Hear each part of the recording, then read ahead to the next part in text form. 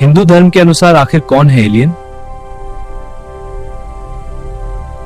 भगवान सूर्य के शिष्य ऋषि वराहमिहिर प्राचीन आश्रम में ऋषि वराहमिहिर सूर्य की ओर देखकर लिख रहे हैं। ब्रह्मा जी ने इस ब्रह्मांड का निर्माण दो उल्टी रखी हुई शून्य में दो विशाल सोने की कड़ाहियां एक दूसरे की ओर बढ़ती हुई कड़ाहियों के रूप में किया है, जिसके बिल्कुल बीच में उन दो कड़ाहियों के मिलन बिंदु पर हमारी नीली पृथ्वी का जन्म हमारी पृथ्वी है।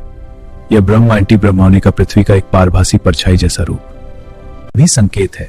इस पूरे ब्रह्मांड के कण कण को गतिमान ब्रह्मांडीय धूल में सुनहरी ऊर्जा का संचार करने वाली ऊर्जा और कोई नहीं बल्कि स्वयं ओंकार का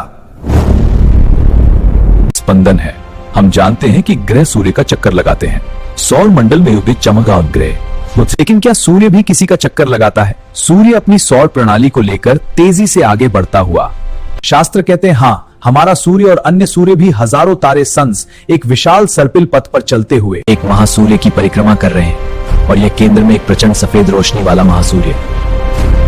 महासूर्य कुछ और नहीं बल्कि नाभि है, भगवान विष्णु की नाभि से निकलता हुआ अनंत प्रकाश का पुंज। यह वह महास्थान बैकुंठ है जहां समय का कोई प्रभाव नहीं पड़ता। बैकुंठ लोक के दिव्य महल और पारभासी नदियां, समय का चक्र, इतिहास ही भविष्य है। हमारे ग्रह एक दिव्य सुनहरी घड़ी जिसका कांटा वापस पीछे की ओर मुड़ता है।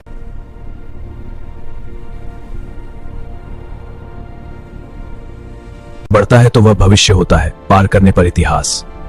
ग्रह के और पीछे धुंधली यादों जैसा धुआं, और पीछे छूटते ही इतिहास बन जाता है।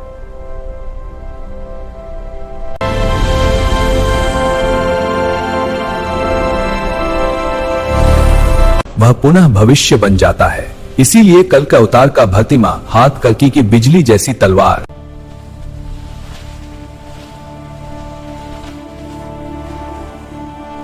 हम मनुष्य केवल 3 आयामों लंबाई, चौड़ाई, ऊंचाई को समझते हैं, लेकिन ब्रह्मा जी ने ब्रह्मांड का विस्तार 11 आयामों तक किया है। मनुष्य के चारों ओर 11 अलग अलग रंगीन आयामों की परतें हैं। अलग आयामों में रहने के कारण हम एक दूसरे को नहीं देख पाते। दो लोग एक ही अलग आयाम में होने से अदृश्य।